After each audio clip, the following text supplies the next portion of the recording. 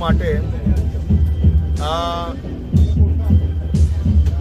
આપણો સૌથી પવિત્ર અને આસ્થાની ડૂબકી આપ સૌ લોકો પ્રયાગરાજમાં કુંભમાં તમે સૌ લોકો પોતપોતાની આસ્થા નિભાવી શકો તે માટે આ બધી જ વ્યવસ્થાઓ કરી છે. પરંતુ ત્યાં અનેક દિવસો એવા હોય છે કે જ્યારે ભીડ ખૂબ હોય છે.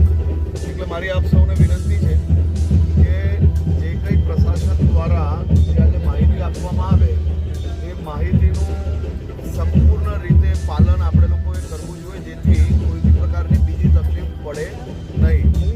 રસ્તામાં આવતી જતાં 2 દિવસ તમારું રાત્રિ રોકાણ માટે રસ્તામાં વ્યવસ્થાઓ હોટલમાં કરવામાં આવી છે.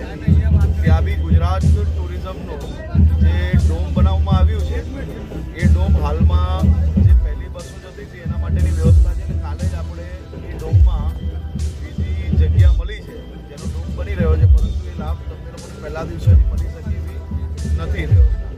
પરંતુ કોઈ બી તકલીફ હોય તો તમે લોકો ત્યાં જઈ શકો. પરંતુ ભીડભાડમાં કોઈ બી પ્રકારે ત્યાં જતું જ રહેવું, આગળ જતું રહેવું, કદાચ કલાક 2 કલાક આમ તેમ થશે તો બસ તમારી રાહ જોશે.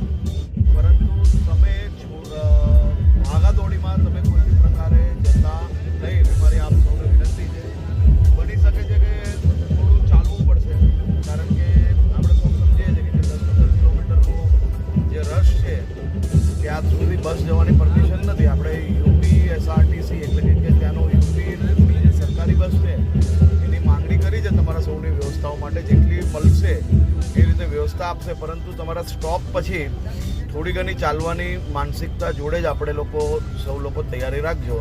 એટલે જે તમારું પહેલું સ્ટોપ છે એ સ્ટોપથી કુંભ સુધીનો જે રસ્તો છે ત્યાં સુધી પૂરતી ઊંઘ વચ્ચે રસ્તામાં લેવી જોઈએ, જેથી તમને લોકોને ત્યાં આખો દિવસ સારી રીતે તમે લોકો આસ્થાનું સંપૂર્ણ તમે લોકો અલગ અલગ જે આપણા ત્યાં વ્યવસ્થાઓ છે અને ખાસ કરીને જે મંડળો દ્વારા સેવાકીય કેમ્પો છે અને અનેક જગ્યાઓ પર જે આપણા મહાન સંતો જે લોકો હાજર છે તે જગ્યાઓ પર આપ લોકો આરામથી જઈ શકો અને પૂરો તમારી આસ્થાનું જે ડૂબકી છે એ સારી રીતે મારી શકો તેવી આપ સૌને શુભકામનાઓ.